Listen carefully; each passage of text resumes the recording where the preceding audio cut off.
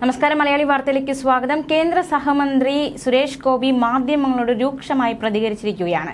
അമ്മയിലെ കൂടുതൽ പേർക്കെതിരെ ആരോപണം വരുന്ന സാഹചര്യത്തിൽ അദ്ദേഹത്തിന്റെ പ്രതികരണത്തിനായി എത്തിയപ്പോഴായിരുന്നു വലിയ രീതിയിൽ മാധ്യമങ്ങളെ വിമർശിക്കുന്ന തരത്തിൽ രൂക്ഷ വിമർശനവും പ്രതികരണവും കേന്ദ്ര സഹമന്ത്രി സുരേഷ് ഗോപി നടത്തിയത്. അദ്ദേഹത്തിന്റെ വാക്കുകൾ ഇപ്രകാരമായിരുന്നു: നിങ്ങൾ കോടതിയാണോ എന്നാണ് അദ്ദേഹം മാധ്യമങ്ങളോട് ചോദിച്ചിരിക്കുന്നത്.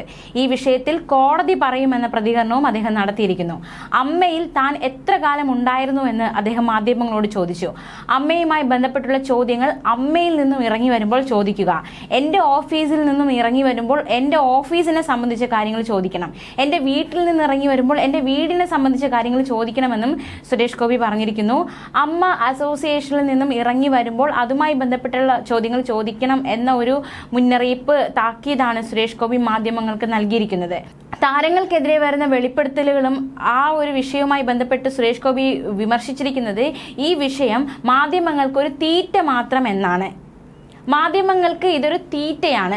നിങ്ങൾ അത് വെച്ച് ക്യാഷ് ഉണ്ടാക്കിക്കോളൂ, ഒരു കുഴപ്പവുമില്ല.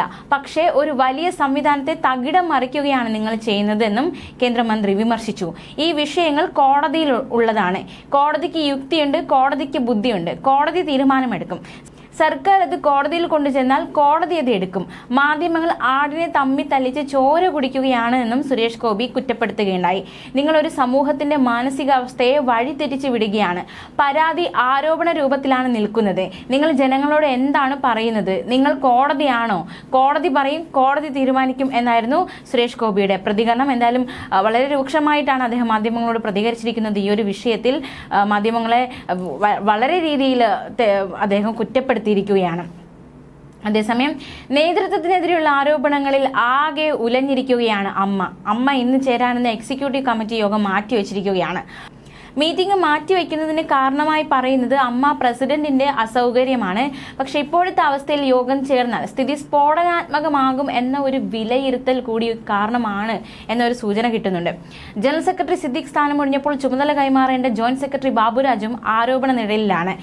ഇത് നേതൃത്വത്തെ വലിയ രീതിയിലാണ് പ്രതിസന്ധിയിലാക്കിയിരിക്കുന്നത്.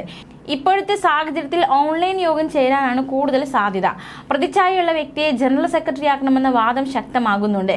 തുടക്കം മുതൽ തന്നെ സുവ്യക്തമായ നിലപാട് പറഞ്ഞ ജഗദീഷ് ജനറൽ സെക്രട്ടറി ആകണമെന്നാണ് ഒരു വിഭാഗം വാദിക്കുന്നത്.